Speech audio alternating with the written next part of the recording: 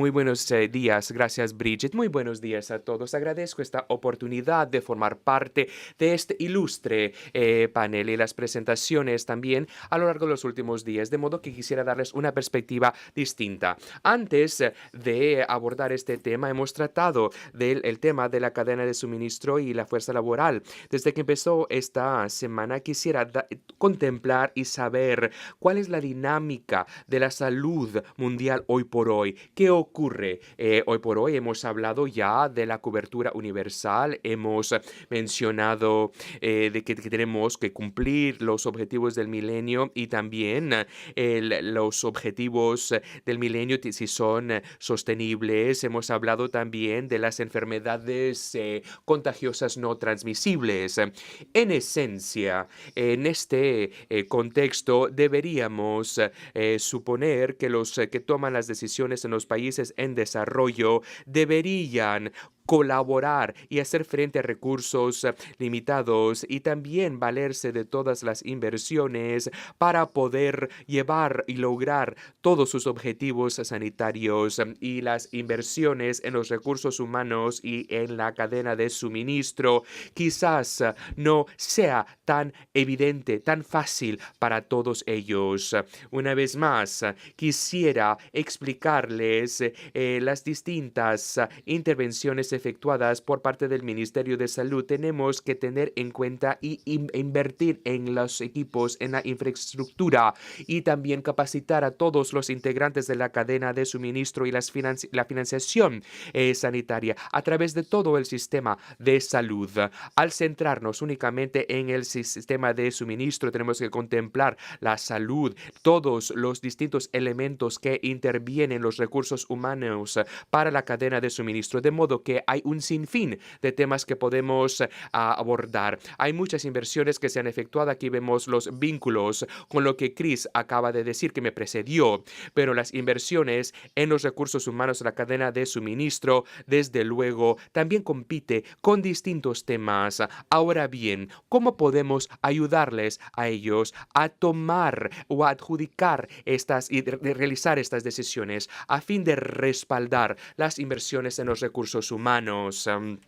Bridges lo ha mencionado, yo procedo del sector privado y en el sector privado, cuando uno desea convencer a una empresa para efectuar esta inversión, tenemos que elaborar un caso comercial, desde luego, y a menudo nosotros a veces nos valemos demasiado de estos casos comerciales, incluso para la toma de decisiones. La interrogante que deseo plantearles, ¿acaso este caso comercial podría respaldar las inversiones en la cadena de suministro y en estas funciones? Una vez más, se trata de una pregunta abierta, no dispongo de una postura muy específica, es una pregunta que les planteo a todos los presentes y quisiera que tuvieran a bien debatir este tema posteriormente a mi presentación.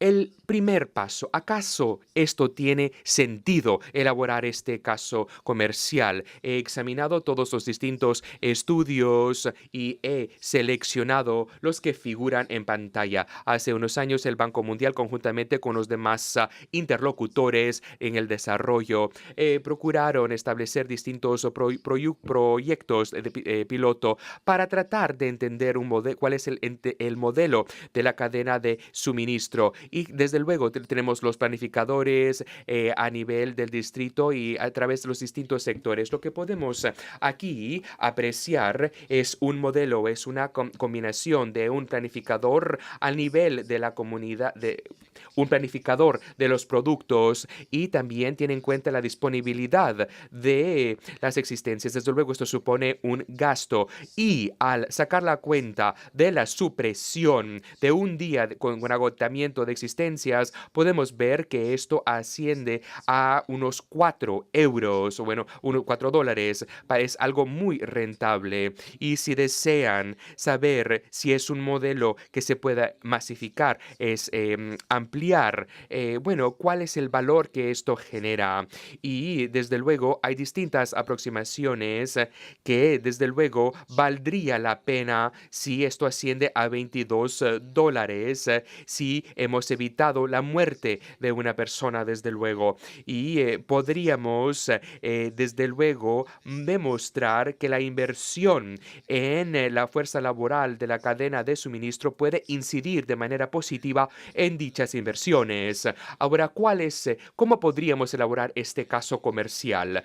Bueno, podría ser algo más de índole general, podría un 80 fijo, 20% variable, que podría también ponerse a la disposición de los países. Incluiría desde luego una evaluación económica y también respaldado con datos verídicos, estudios de caso, y hemos visto una cantidad ingente de estudios a lo largo de los últimos años para poder utilizar, desde luego, para poder canalizarlos en estos estudios comerciales. No cabe duda que el cliente principal, a fin de cuentas, es el ministro de Finanzas. Y creo que podríamos también compaginar a la perfección con el conjunto de herramientas de fomento, de promoción, así como los demás herramientas que hemos visto el día de hoy durante este debate. Ahora bien, ¿cuáles son los elementos esenciales en estos casos comerciales? Bueno, el sector privado pueden ser muy diversos, pueden ser exhaustivos, y como quisiera en este momento destacar 4 elementos críticos. Necesitamos contar con una evaluación económica sólida, y además precisamos abordar el tema de de las distintas situaciones. Tenemos que contar con un estado realista. Hemos de contemplar los distintos casos, el sector privado, el sector público, y también que todo tiene que ser realista, tiene que ser algo concreto, algo factible, y esto es imprescindible conjuntamente con la evaluación económica. Y por último, no por ello de menos importancia, tenemos que trabajar en el análisis de riesgo, y desde luego hay ventajas, desventajas, podría acarrear un riesgo, y podrían también describir el riesgo si no se invierte en este personal, y si no incrementamos el personal, cuáles podrían ser las repercusiones de no invertir en el personal. He aquí otros pormenores con respecto a la evaluación económica. Para ir al grano, pueden, digamos, evaluar, ya sea realizar un análisis entre el costo y la efectividad, y el costo y el beneficio. Hay distintos planteamientos, pueden evaluar y para poder medir la efectividad, la eficacia, para ver cómo pueden mejorar los resultados. Resulta interesante y desde luego también resulta difícil monetizar los resultados económicos. Lo que pasa es que no hay un valor absoluto para todos estos resultados, y desde luego claro, los que toman las decisiones han de decidirlo, y el análisis costo-beneficio podrían monetizar todos los resultados en la salud, podrían comparar las inversiones a través de todos los sectores, incluyendo el sector de la salud, todos los cálculos, las aproximaciones. Desde luego, esto supone mucho tiempo y es un proceso engorroso, pero quizás necesiten incorporar el ministro de Finanzas en este proceso. Quisiera aprovechar la oportunidad de señalar un informe que se difundió este año, que les describe con mayor detenimiento todas estas evaluaciones. Y quisiera además indicar algunos de los prerequisitos que hemos de tener en cuenta al elaborar estos casos comerciales. Hemos de cerciorarnos de que se fundamente en la realidad, en el mundo real, y además quizá haya un aumento en cuanto a los resultados, y también podrían mejorar su efectividad. Desde luego, centrarse en los factores habilitantes, los temas de la gobernanza también. Tienen que brindar una cierta flexibilidad para una mejor eficiencia, una mejor rendición de cuentas, y también una estructura con incentivos.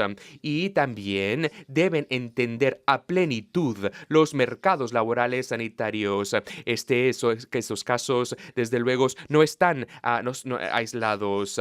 Hay distintas fuerzas motrices, distintas dinámicas, distintos fracasos. He aquí una cita de uno de mis colegas que ha trabajado en este ámbito y que nos decía siempre que la mayor parte de todos ellos, de estos personal, cuando ya están capacitados, ellos prefieren unos perfiles, unas funciones de baja prioridad, desean participar, prefieren contar con funciones dobles y incrementan la productividad. No podemos ser ingenuos, desde luego. Tenemos que tener en cuenta cuáles son las necesidades de todo el personal para que ellos puedan aumentar los insumos. Giorgio lo mencionó de la OMS. Aquí la estructura del mercado laboral de la salud, desde luego, puede ser muy complejo. Hay distintas diferencias en cuanto al suministro y deberíamos de alguna u otra manera tener en cuenta este caso comercial y ha de reflejar por lo menos parcialmente la complejidad del mercado laboral y toda la dinámica de la misma. Entonces, ¿qué es lo que necesitamos para elaborar este caso comercial? Desde luego, hay distintos factores que intervienen. Necesitamos una financiación a fin de poder incorporar todos los datos y para todas y los aspectos económicos. El Banco Mundial, por ejemplo, obliga distintos elementos que se necesitan para poder llevar a cabo estos casos y esto compagina a la perfección con la estrategia de People That Deliver. Y deberíamos también entender cuáles son los insumos y el elemento de la difusión, puesto que no vamos a añadir estos casos comerciales que no vayan a utilizarse por los países y deberíamos además pensar cómo vamos a potenciar, cómo vamos a habilitar a los líderes de la cadena de suministros en el país para poder utilizarlos y para poder personalizar estos casos comerciales a sus propios países y a sus propias especificidades. Muy bien, creo que ya contamos ahora con este caso comercial y nos ha mostrado que tenemos un alto rendimiento sobre la inversión que ya hemos invertido en la cadena de suministro. ¿Cuáles son los riesgos que podría producirse? Por supuesto, ha ocurrido en numerosas ocasiones en el sector privado y quizás no recibamos la financiación, ya sea para el bien o para el mal. Aquí podemos ver que es algo que se produjo. Lo que quisiera yo destacar, señalar que un caso comercial común y corriente quizás no baste. Deberían de tener en cuenta todos los factores propicios a fin de impulsar una adopción exitosa de dicho caso comercial. Han de tener en cuenta también el análisis de los aspectos económicos y los recursos humanos también. La situación que ya existe en algunos de estos países deberían tener todo ello en cuenta. Como lo he manifestado con anterioridad, tenemos que saber cómo poder transmitir este mensaje, cómo poder comunicar. Tenemos que habilitar a todos los líderes de la cadena de suministro. ¿Cómo podemos fomentar a todos los líderes de la cadena de suministro? Y por último, y no por ello de menos importante, hemos hablado de la sociedad civil. Me parece a mí que la sociedad civil puede desempeñar un papel fundamental y en los años venideros, sobre todo cuando tenemos que convencer a los gobiernos, el ministro de la Salud, de Finanzas, para que puedan invertir en el personal de la cadena de suministro. Con esto doy por concluida mi presentación y espero con ansias recabar sus observaciones. Muchísimas gracias.